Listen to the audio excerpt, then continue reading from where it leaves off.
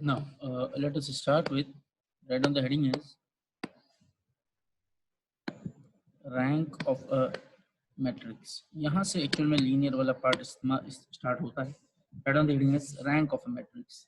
The rank of a matrix can be applied for any order of the matrix. Need not compulsory be a square matrix. ये कोई जरूरी नहीं है कि square matrix ही हो, किसी के लिए भी रैंक कैलकुलेट किया जा सकता है. I am starting with an example. For example, A, this is nothing but simply 1, 2, 3, 4, 5, 6. Not 4, 5, 6.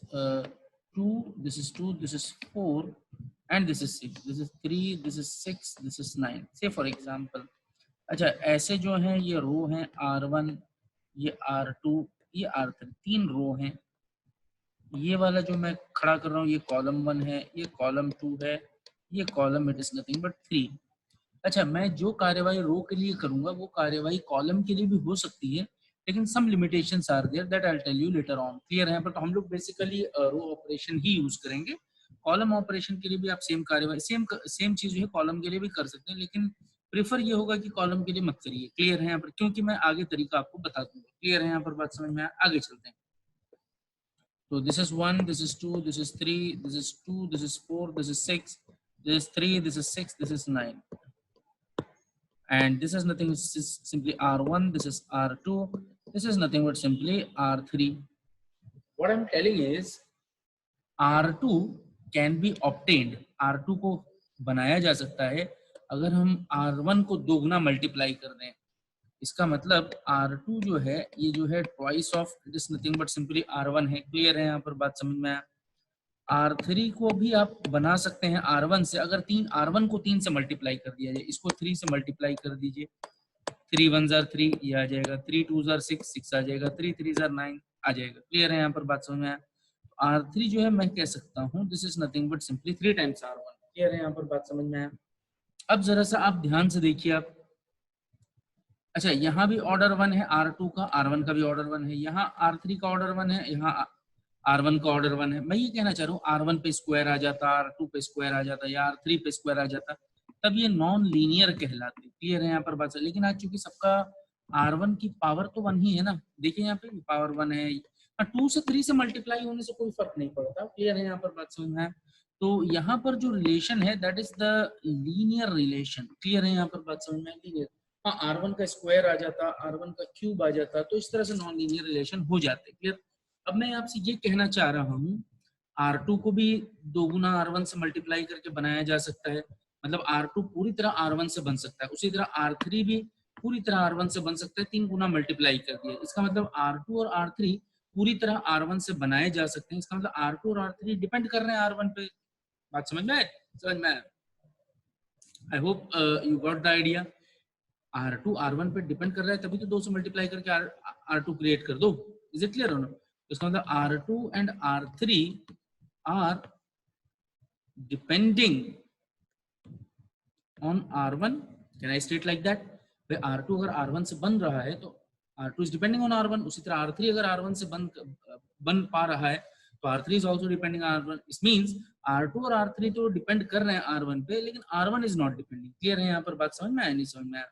तो मैं ये कहना चाह रहा हूँ, अच्छा कोई स्क्वायर का ऑर्डर नहीं है, तो इसका मतलब मैं ये कह सकता हूँ R2 and R3 are linearly depending on it is nothing but simply R1.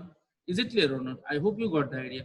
तो कितने लीनियरली डिपेंडेंट रो हैं यहाँ पर? 2 लीनियरली डिपेंडेंट रो हैं. क्लियर है यहाँ पर? बात समझ में? आगे चलते हैं.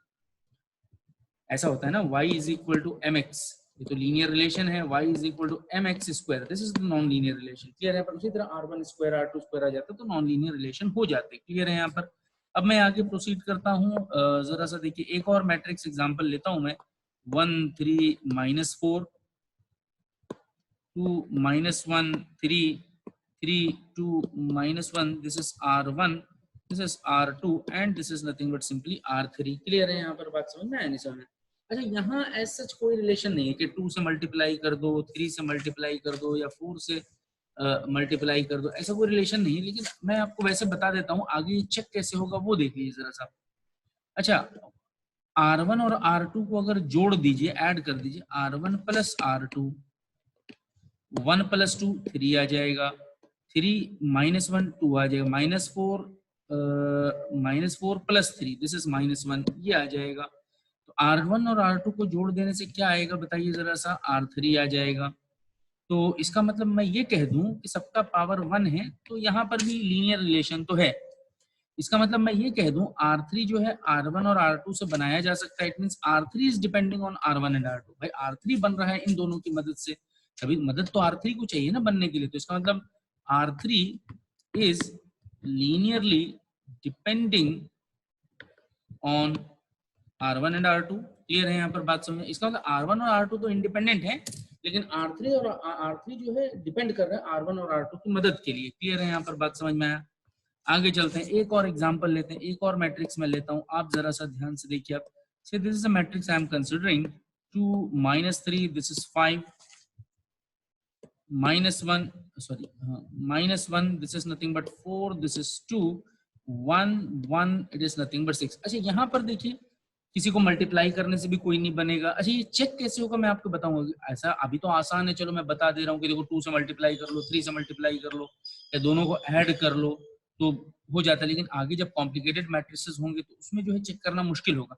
यहाँ मैं आपको सिंपली एक एग्जांपल के लिए बताता हूँ कि मतलब कुछ भी ऐड करने से, मल्टीप्लाई करने से कोई नहीं बनेगा। इसका मतलब कोई किसी पर डिपेंड नहीं कर रहा है। क्लियर है यहाँ पर?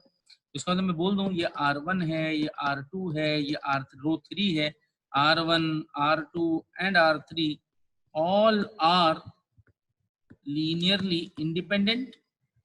क्लियर है यहाँ पर बात समझे? ये हम लोग कैसे चेक करना है वो मैं अभी तो मैं वैसे ही आपको बता रहा हूँ कि मतलब कुछ करने से यहाँ नहीं आएगा। क्लियर है यहाँ पर बात समझना? एक क्वेश्चन और लेते हैं।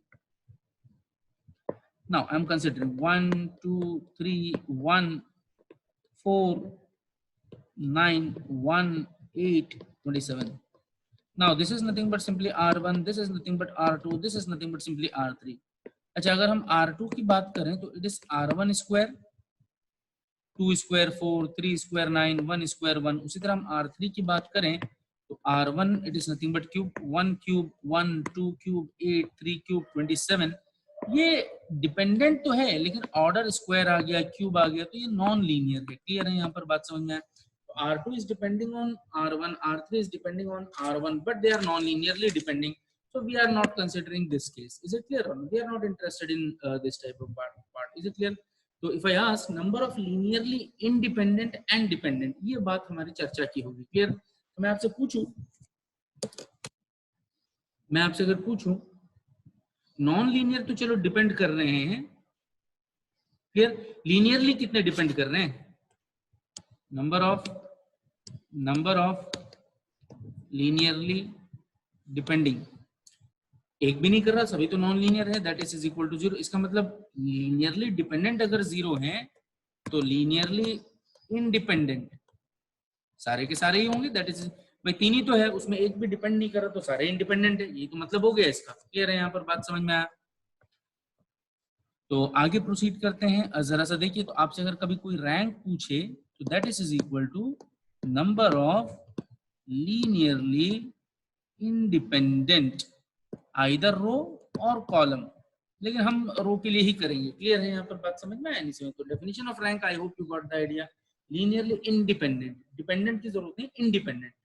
जो डिपेंड होंगे वो तो 0 हो जाएंगे। बात समझ में आया? नहीं समझ में आया? तो नंबर ऑफ लीनियरली क्या बोलना है? इंडिपेंडेंट बोलना है। आई hope you got the idea. Clear है यहाँ पर बात समझ में आया?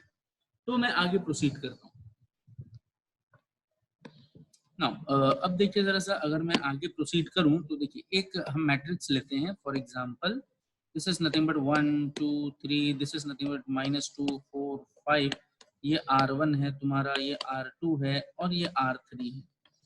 अच्छा एक बात बताइए, अभी तक जितने भी हम देख रहे थे तो डायरेक्ट दिख रहा था दुगुना R1 है, 3 गुना R2 है, या स्क्वायर है, या क्यूब है, या फिर दोनों को जोड़ के है। भाई एग्जामिनर तो ये भी तो बना सकता है, एक R3 बना दे 5/3 R1 -8/11 this is nothing but R2। इस तरह से एक रो बना दे जो R3, वो तो दिखेगा ही नहीं। अभी भाई इतना टफ हमारा दिमाग थोड़ी चलेगा कि हम इतना कॉम्प्लिकेटेड इक्वेशन को हम पता कर ले कि 8/5 से मल्टीप्लाई किया है, फिर 5/3 से मल्टीप्लाई करके दोनों का माइनस किया। वो मुश्किल होता है देखना। क्लियर है यहाँ पर? तो इसको चेक करने का एक मेथड है जो हम लोग आगे अभी डिस्कस करेंगे। क्लियर है यहाँ पर? उससे पहले मैं आपसे एक सवाल करता हूँ। देखिए जरा सा सवाल तो क्या, मैं एक एग्जांपल लेता हूँ। 1 2 3 2 4 6 3 6 9। इसको देखिए जरा सा, R2 tends to R2 minus it is nothing but simply, पहले हम ये बोल देते हैं, ये तुम्हारा R1 है, ये तुम्हारा R2 है, ये तुम्हारा R3 है। R2 जो है ट्वाइस ऑफ R1 है, चेक कर लीजिए जरा सा। R3 जो है थ्राइस ऑफ R1 है, अगर ये चेक कर लीजिए, ट्वाइस, ये वाला ट्वाइस है, ट्वाइस R1 R2, तो 2R1 2 माइनस 2 ये 2 हो जाएगा। 2 माइनस 2 नहीं, मैं बस ये बोल रहा हूँ कि 2 से मल्टीप्लाई कर दो इसको, चलो 2 1 2 ये ऑप्टेन हो जाएगा, 2 2 4 ये ऑप्टेन हो जाएगा, 2 3 6 ये ऑप्टेन हो जाएगा। इसीलिए R3 को 3 से मल्टीप्लाई, R1 को जो है अगर 3 से मल्टीप्लाई कर दें तो 3 1 3 आ जाएगा, 3 2 6 आ जाएगा, 3 3 9 आ जाएगा। क्लियर है यहाँ पर, मतलब ये ऑप्टेन किया जा सकता है। अच्छा, इस सिंबल को कहा जाता है इक्विवेलेंस सिंबल। क्लियर है यहाँ पर बात समझ? It is not equal, equivalence symbol. अगर मैं एक काम कर दूं, R2 टेंड्स टू, ध्यान से देखिए जरा सा, R2 माइनस 2R1, उसी तरह R3 tending to R3 minus it is nothing but 3R1। अब एक बात बताइए, अच्छा यहाँ पे नॉन लीनियर कोई रिलेशन तो है नहीं, सबका पावर 1 1 1 1 है, R2 का पावर 1 है, R3 का पावर, जो इक्वेशन मैंने डिफाइन किया। इसका मतलब R2 अगर 2R1 के बराबर है तो R1 को 2 से मल्टीप्लाई कर दिया जाए और R2 में माइनस कर दिया जाए 1 2 3, तो ये 0 0 0 हो जाएंगे। भाई R1 को 2 से मल्टीप्लाई करके R2 माइनस कर दोगे तो बराबर बराबर 0 हो जाएगा ना। उसी तरह ये भी आपका इट इज नथिंग बट 0 हो जाएगा। इसका मतलब R2 और R3 जो है R1 पे लीनियरली डिपेंड कर रहे हैं, और जो डिपेंड कर रहे थे वो सब्सट्रैक्शन पे 0 हो गए। क्लियर है यहाँ पर बात समझ में आया? अच्छा, रो में अगर एक भी एलिमेंट न बचे, सब 0 हो जाए, तो ऐसे रो को कहा जाता है जीरो रो। बात समझिए, नॉन जीरो रो का मतलब कम से कम एक एलिमेंट 0 ना हो। इज इट क्लियर और not? I hope you got the idea. तो मैं ये लीनियर डिपेंडेंट और इंडिपेंडेंट की बात करना चाह रहा था। 1 2 3 0 0 0 0 0 0 कैसे? R2 tending to twice R1, R3 tending to thrice R1। अब मल्टीप्लाई करके आप माइनस कर दो तो वो तो 0 ही होने हैं। भाई कोई चीज 3 गुना के बराबर है और उसको उसी से माइनस कर दो तो रिजल्ट 0 हो जाएगा ना। अब मैं ये बोलना चाह रहा हूँ, R2 R1 पे डिपेंड कर रहा था, R2 पूरा ही 0 हो गया। देखिए R3 R1 पे डिपेंड कर रहा था, R3 0 हो गया। तो जो लीनियरली डिपेंड करेंगे वो 0 हो जाएंगे। कौन लीनियरली इंडिपेंडेंट था? R1 ही लीनियरली इंडिपेंडेंट था। तो ये जो है बच गया है। क्लियर है यहाँ पर? तो number of linear independent row और column is called as rank. तो इसमें रैंक कितना बचेगा बताइए जरा सा? 1, क्योंकि एक ही लीनियरली इंडिपेंडेंट रो है जो है R1 है। नहीं समझ में आया तो एक एग्जांपल और देख लीजिए आप।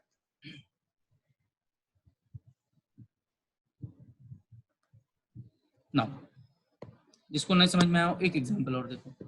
1 3 -4 2 -1, दिस इज नथिंग बट 3 3 2 1। अच्छा देखिए, मैं स्टार्ट करता हूँ। ये तरीका हम लोग बाद में डिस्कस करेंगे, लेकिन पहले भी आप देखो जरा सा। मैं ये कहना चाह रहा हूँ, आप इसको जरा सा ध्यान से देखिए आप। अच्छा, यहाँ डायरेक्टली समझ में नहीं आएगा। क्लियर है? पर मैं ये कहना चाह रहा हूँ, R2 में ये वाला एलिमेंट जो है R1 के दुगुना है, R3 में ये वाला 3 जो है 1 के 3 गुना है। इसका मतलब मैं ये कर दूं, R2 minus 2R1, R3 minus it is nothing but 3R1। तो देखिए जरा सा, 1 3 -4, ये 2R1 2 से मल्टीप्लाई करके इससे माइनस कर दोगे तो ये 0 हो जाएगा। 3 से मल्टीप्लाई करके ये माइनस कर दोगे 0 हो जाएगा।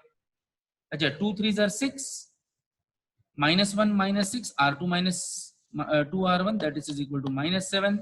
अच्छा, 2 से मल्टीप्लाई करिए, 2 4 8, -8, ठीक है ना? -8, R2 minus 2R1, 3 minus of -8 that is nothing but 11। Similarly R3 वाला भी कैलकुलेट करिए, -7, this is nothing but simply 11, ये आ जाएगा। अच्छा, अब जरा सा देखिए जरा सा, R3 minus it is nothing but simply R2, direct कर देता हूँ, बराबर बराबर दिख रहे हैं। तो ये रिजल्ट आ जाएगा आपका, इक्वल है ना, दोनों को माइनस कर दो 0 हो जाएगा। 1 3 -4 0 -7 11, ये 0 0 0 हो गया। अच्छा, अब देखते भाई, इसमें डायरेक्टली तो पता नहीं चल सकता, इतने इक्वेशन डिफाइन हो गए, 3 4 इक्वेशन। लेकिन हाँ, हमारे पास डेफिनेशन है कि जो रो कंप्लीटली 0 हो जाएगा वो इंडिपेंडेंट होगा। जैसे पिछले वाले केस में यहाँ देखिए जरा सा, 2 रो जीरो हो गए थे, ये देखिए R2 और R3, ये गोल में जो कर रहा हूँ ये जीरो हो गए थे, तो एक ही रो बचा था, वही लीनियरली इंडिपेंडेंट माना गया था। उसी तरह यहाँ आ जाइए, एक रो जीरो हो गया है तो वो डिपेंड कर रहा है इसलिए जीरो हो गया है। अब इन दोनों को तो जीरो नहीं बनाया जा सकता, तो इसका मतलब ये दोनों इंडिपेंडेंट है। नंबर ऑफ लीनियरली इंडिपेंडेंट रो कितने हो गए बताइए, 2। तो इस केस में रैंक कितना हो गया बताइए जरा सा, 2 हो गया। मैं आगे प्रोसीड करता हूँ एक और एग्जांपल लेके, जिसको ना समझ में आया वो कोई बात नहीं। 2 -3 5 -1 4 2 1 1 6। अब मैं इसको वैसे ही छोड़ देता हूँ आपको, मैं ये बोलता हूँ कि मतलब इसमें कितना भी R1 - R2 R2 - R3 R3 - R1 कुछ भी कर दो, मान लो इसका कोई रो जीरो नहीं हो सकता, तो इसका मतलब कोई भी डिपेंड नहीं है, सारे इंडिपेंडेंट है। All the rows are linearly independent. तो रैंक कितना हो गया बताइए जरा सा। अभी हम इसको कैलकुलेट करेंगे, लेकिन बस मैं इन जनरल आपको जो है बताना चाह रहा हूँ। तो डेफिनेशन आप और अच्छे से बोलिए। तो number of non zero, either row और कॉलम, हम रो के लिए ही करते हैं, क्लियर है यहाँ पर बात समझ में? Is simply the rank of matrix. जो डिपेंड होगा वो जीरो हो जाएगा। भाई मैं आप पे डिपेंड हो रहा हूँ तो आप मुझे जब चाहे खत्म कर सकते हैं, क्लियर है यहाँ पर बात समझ में? नहीं समझ में? तो number of linearly independent, independent का मतलब नॉन जीरो, जब कोई आप पे डिपेंड ही नहीं कर रहा है, इंडिपेंडेंट है आपसे, आप उसको कैसे खत्म करोगे? नहीं कर सकते हो।